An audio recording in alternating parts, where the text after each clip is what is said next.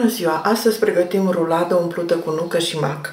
Avem nevoie de 500 de grame de făină pe care am cernut-o, 3 gălbenușuri și un albuș, 100 de grame de unt topit și răcit, să nu fie fierbinte, o linguriță rasă cu sare, o punem peste ouă, 120 de grame de zahăr, o fiolă cu esență de vanilie, 20 de grame de drojdie proaspătă, 200 de ml de lapte și am mai pregătit 100 de grame de făină. O ținem deoparte, vedem cât intră. Nu o punem pe toată de la început. Acum peste laptele călduț punem drojdia, o lingură de zahăr din cele 120 de grame și o lingură de făină.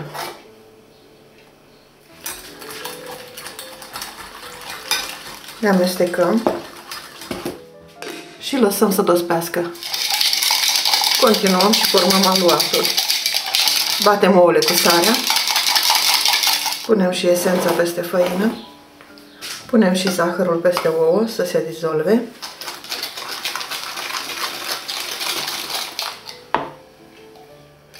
Punem și untul topit și răcit, să nu fie fierbinte. A dospit și drojdia, o punem peste. Amestecăm și formăm un aluat. Cele 100 de grame de făină le păstrăm încă deoparte. Amestecăm acest aluat cu mixerul sau cu mâna, dacă nu dorim. Este foarte moale și se lucrează mai bine cu mixerul. 5 minute îl amestecăm așa.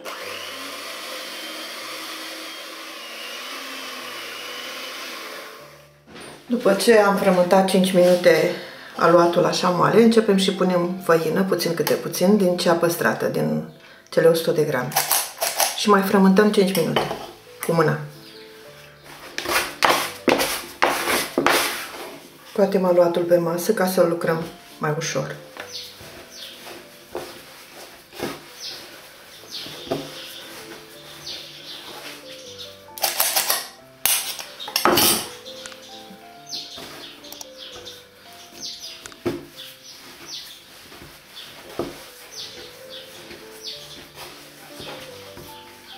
Cam așa, punem făina treptat, întindem, rupem, frământăm. Dacă putem trânti și face gălăgie, trântim aluatul de masă.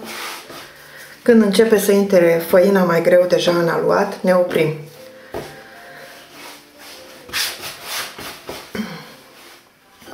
La mine a mai rămas cam o lingură, o păstrez pentru atunci când voi întinde foile. Din acest aluat vom întinde 2 foi.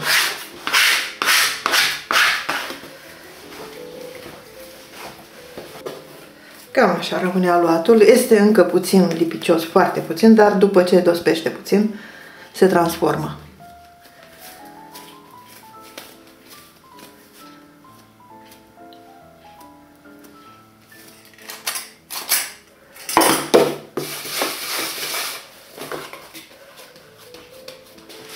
Îl lăsăm la dospit într-un loc călduț, cât timp pregătim umpluturile.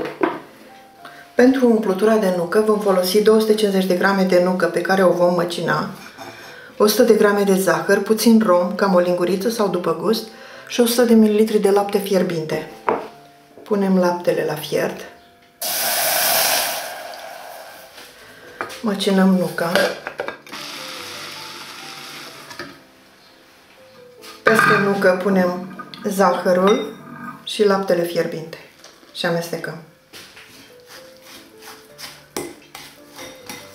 O dăm deoparte și pregătim umplutura de mac. Pentru umplutura de mac avem nevoie de 200 de grame de mac pe care îl vom măcina, 150 de ml de lapte pe care îl punem la fiert, la fel trebuie să fie fierbinte când îl turnăm, 100 de grame de zahăr, 2 plicuri de zahăr vanilat și o lingură de griș. Deoarece nu-mi place cum s-a măcinat, îl voi fierbe. Voi pune această compoziție și o voi fierbe și apoi o voi pasa mai bine cu acest mixer. Am fiert compoziția acum 3 minute, să nu rămână macul amar. Ăsta e pericolul, că nu se macină bine, rămâne macul amar. Dacă găsiți mac măcinat, este mult mai bine, eu n-am găsit. Aluatul a dospit puțin. Așa trebuie, pentru că vă mai dospi și la tavă. Am topit încă 100 de grame de unt cu care vom unge rulourile. Acum îl scoatem pe masă, lucrăm cu puțină făină.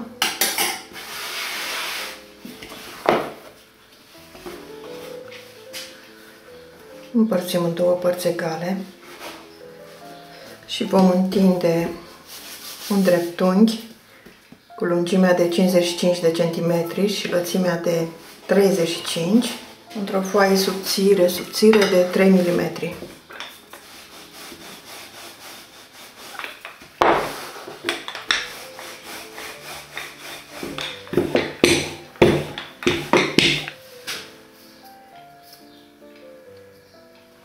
Avem nevoie de o foaie subțire pentru ca rulada să aibă multe straturi.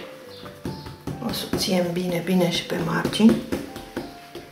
Acum ungem foaia cu unt.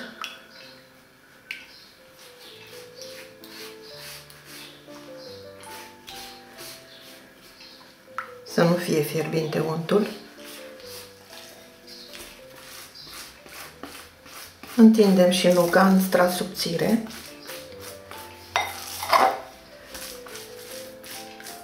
Lăsăm aici cam vreo 10 cm în margine, nu umplem, ca să fie fața ruladei, să nu pocnească. Am pregătit și o tavă cu hârtie de copt. Tava are 20 pe 30 de cm, adâncuță de vreo 6-7 cm. Acum începem și rulăm cât mai strâns, de pe partea cu 35 de cm, de pe partea mai mică. Cât mai strâns posibil.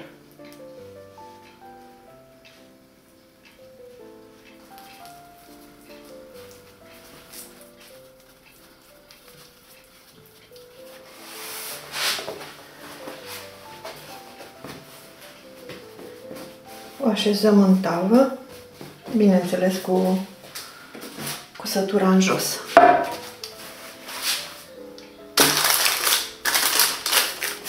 La fel procedăm și cu cel cu mac.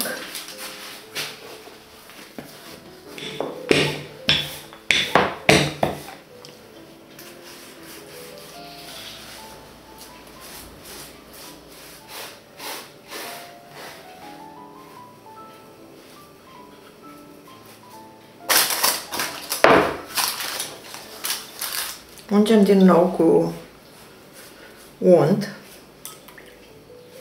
Mai păstrăm puțin unt, să ungem și înainte de a băga la cuptor. Înțepăm până jos cu o scobitoare să nu pocnească când se coace. Acoperim cu o folie și o lăsăm la dospit încă o oră. A trecut o oră, au dospit ruladele și la tavă. Acum le ungem din nou cu puțin unt din ce a rămas din 100 de grame pe care am pregătit-o. Vom coace ruladele la 180 de grade pentru 40 de minute, dar nu punem cuptorul la preîncălzit. Le băgăm așa în cuptorul rece ca să nu pocnească, să nu le grăbească. Se vor încălzi în același timp cu cuptorul și nu vor pocni, nu vor crăpa.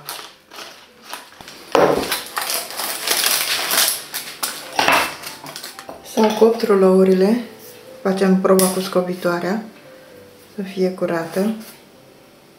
Mai ungem cu puțin unt și dăm cu zahăr pudră să se lipească zahărul.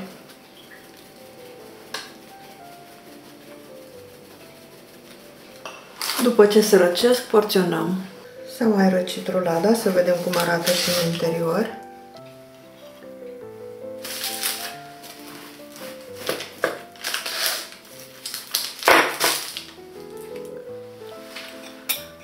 Așa este pufoasă, cu multă umplutură. Încercați și această rețetă și sper să vă placă mult. Poftă bună!